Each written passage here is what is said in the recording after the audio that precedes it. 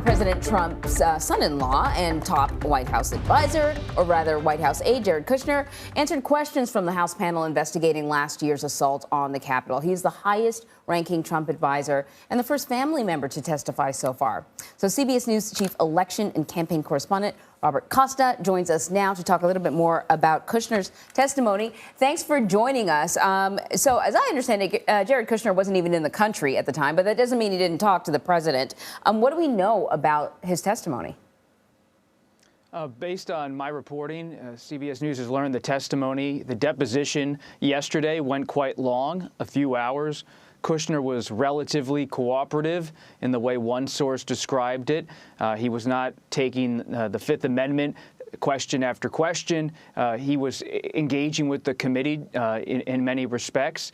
Kushner is going to be a key person for this committee as it finalizes its efforts to understand the final days of the Trump presidency, because while he was not in the West Wing during that early time on January 6th and in the afternoon, because he was traveling, he was a witness to what was going on in the White House between the election day in November 2020 and late January 2021.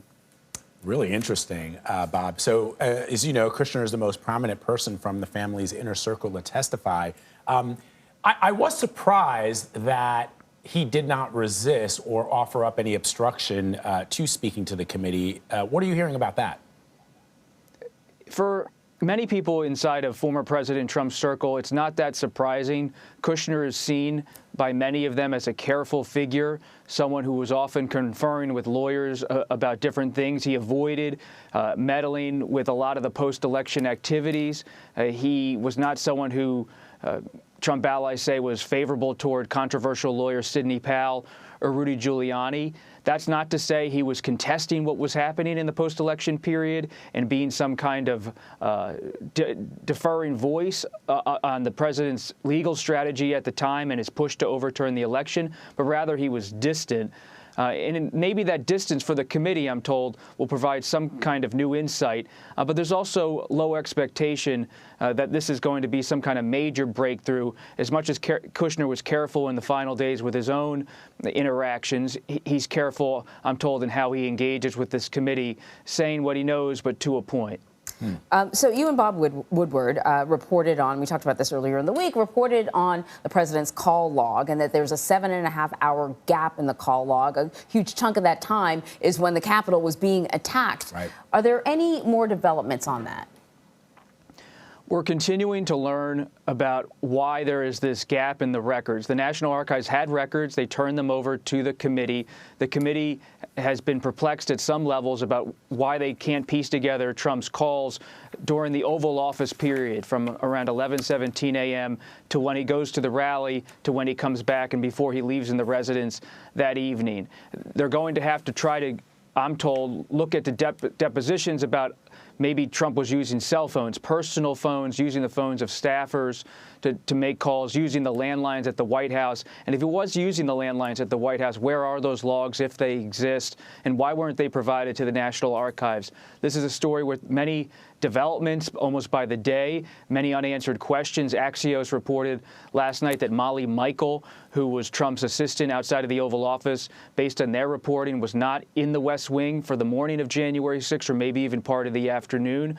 So if the usual note taker, shall we say, was not in the area, who was taking notes, if anyone, for the National Archives on January 6th? That's a question we still need to find out. So listen, Robert, I don't know if you can even sort of speak to this, but this is a matter of law. Like, keeping track of the president's phone calls and his daily diary is a requirement. Is there a possibility that someone, I don't know who's responsible, someone may eventually face charges if they failed to do what they're supposed to do, which is, chronicle the president's every move? Unless he ordered them, speculating here, unless no, he ordered but even them. if he did, it's still a violation.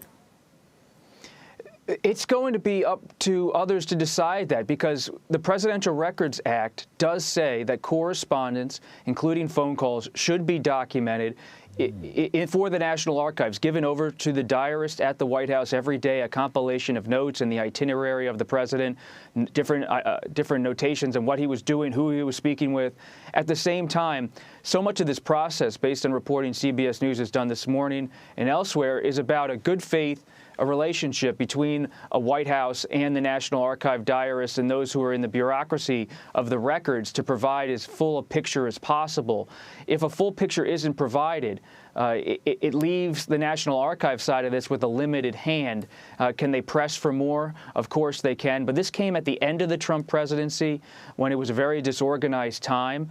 And so we're still trying to understand where are the notes if they exist, and why aren't they part of this record that's in the National Archives? Because the Presidential Records Act, as you said, does require by law all of these things to be compiled, but the extent to which it's compiled appears to be a little bit of a murky legal area. There's no strict requirement on the extent of what's provided. Fascinating stuff. It is indeed. Robert Costa, as always, my friend, thank you very much for your reporting. We appreciate it. Thank you.